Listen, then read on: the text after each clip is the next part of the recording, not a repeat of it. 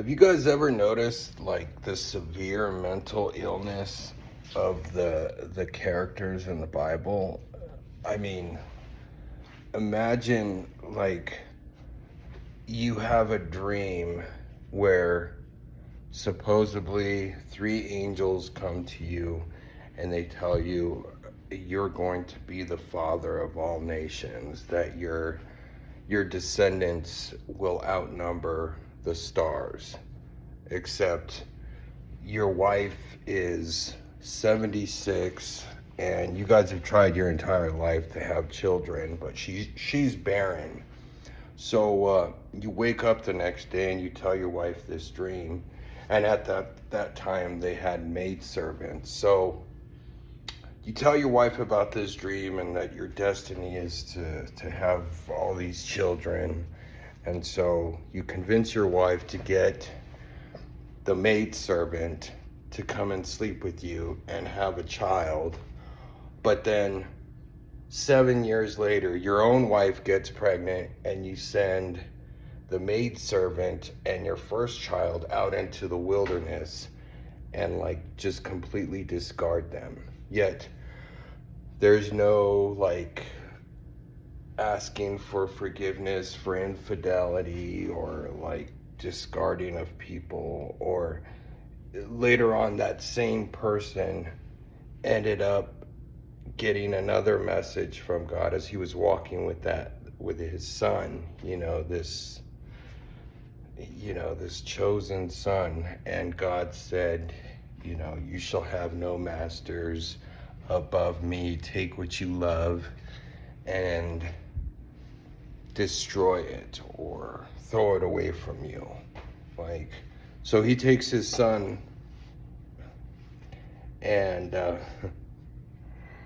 ends up almost sacrificing his own son, but instead a goat appears, and so he ends up slaughtering that goat instead, making a sacrifice to God. Or Lot. Oh man. So Lot was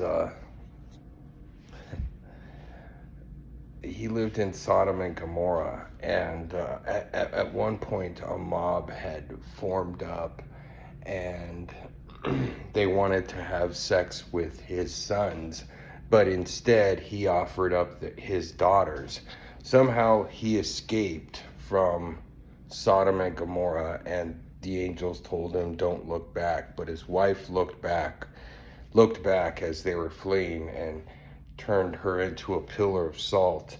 So supposedly he thought that he was the last man on earth, and he was alone with his two daughters in this cave.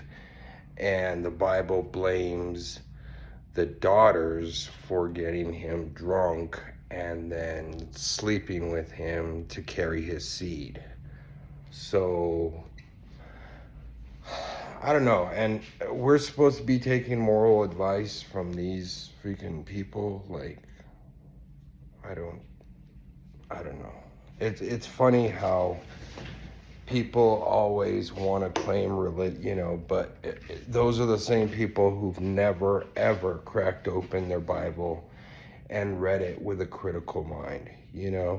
And that's part of the problem too, is that like people are so conditioned to think that if someone criticizes anything in the Bible, that it's immoral, or even though the Bible itself talks about how slaves should obey their masters, or that how far, like it even instructs how far you can beat your slave. Like if they don't get up within the second day, like you owe them some sort of, it's insane. Like, it justifies slavery. It justifies selling your daughters into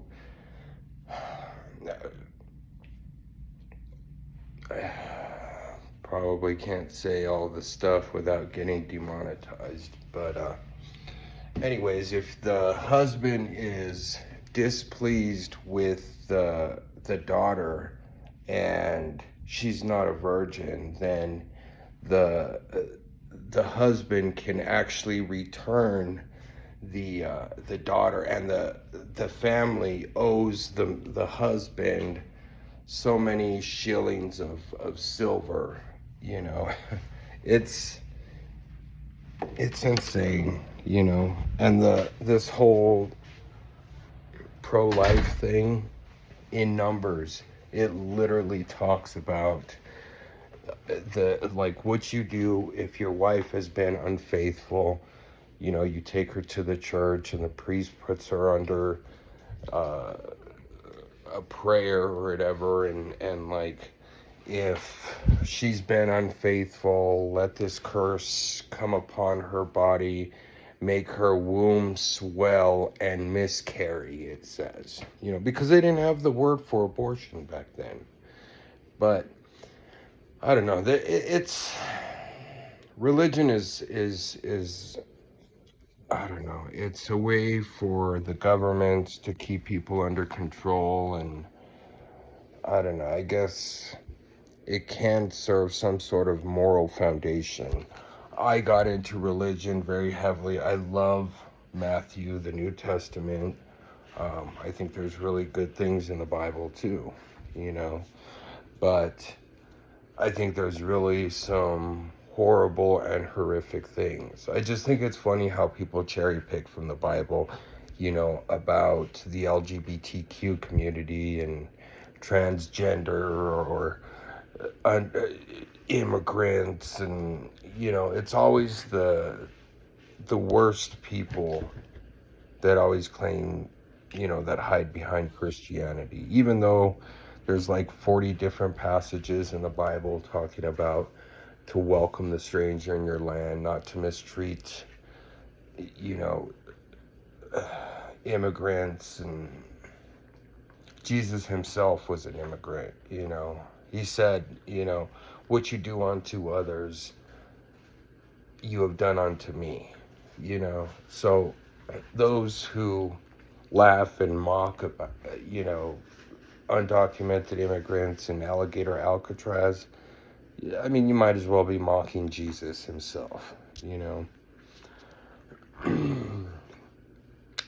I don't know. It's really confirmed within the last 10 years that this whole evangelical thing is a scam, just to separate people from their money, to indoctrinate them, to lie to them.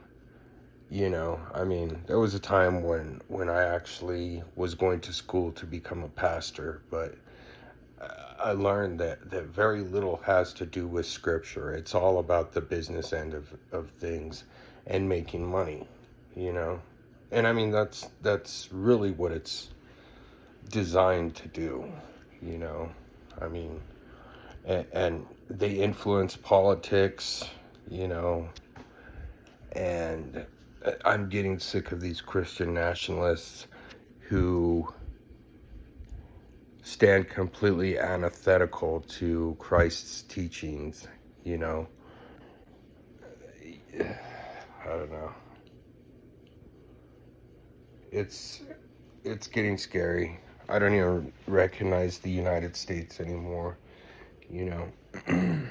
Trump has given all these people so much permission to come out of the shadows, and you know, the racists to be able to speak their truth. You know, it's always, you know, or the First Amendment, you know, absolutists. You know, we've got guys like Chud the Builder shooting people in the street, you know, while, you know, posting on Facebook that, you know, premeditating the whole thing, you know, and expecting that he's going to go free and that we're going to be protesting when he does, you know. And I mean, there's a chance, a very good chance Chud the Builder could go free, you know. I mean, Kyle Rittenhouse was known for killing left-wing protesters, and about 10 different senators offered him a job. He was at the the RNC, I mean, they treated him like he was a rock star, you know? I mean, if Chud the Builder gets acquitted, guarantee he's gonna have a place at the RNC.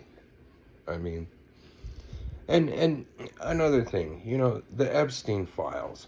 Why hasn't there been a single arrest? You know, I mean, all the fraud, you know, the so-called fraud that Doge found.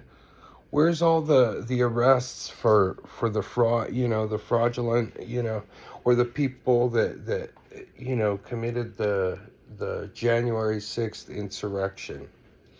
Why hasn't Trump investigated the Butler, Pennsylvania shooting? You know, I mean, hell, Rosie O'Donnell called him a pig back in 1996, and he hasn't let it go.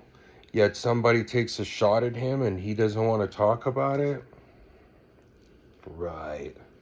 And isn't it funny how he had all kinds of merchandise the very next day with the picture of him? That thing was a whole setup. Everybody knows it. And I really hope that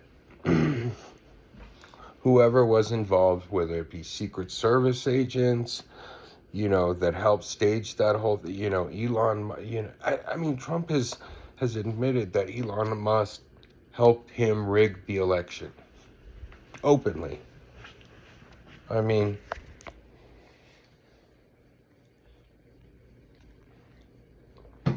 I'm so sick of this, you know. Trump just takes a $400 million plane from Qatar and then uses $1 billion of our tax dollars to outfit it to become Air Force One, you know. Yet he's going to keep it for his presidential library when he leaves office. Come on. And that bunker he's building, the so-called ballroom, he's not going to leave fucking... I mean, he's not going to leave peacefully. No matter what. And what, are we going to have another round of classified documents stolen? Sold off to the highest bidder? And these fucking coward Democrats are so fucking worried about looking partisan, you know. I'm so sick of them. They're just as complicit. Because when they had power, they pussyfooted around, you know. They allowed Eileen Cannon to be the judge on the documents case, even though she had no qualifications. She was obviously in Trump's pocket. I mean, and then the judge that fucking allowed him to fucking serve his presidency after his 34 convictions. Bullshit. He should be in fucking prison right now.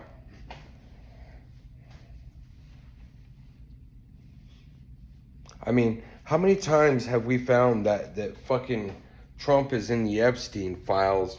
I mean, lining up girls, testing to see how, I mean, Jesus Christ. Sticking his fingers where they don't fucking belong.